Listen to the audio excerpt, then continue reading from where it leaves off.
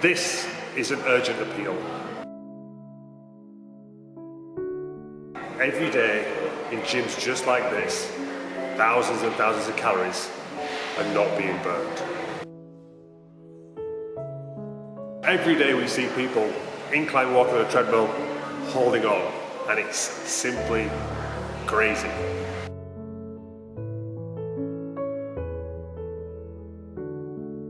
If you see someone doing this, then please stop them. Don't make an exercise harder to burn calories and then make it easier by holding on.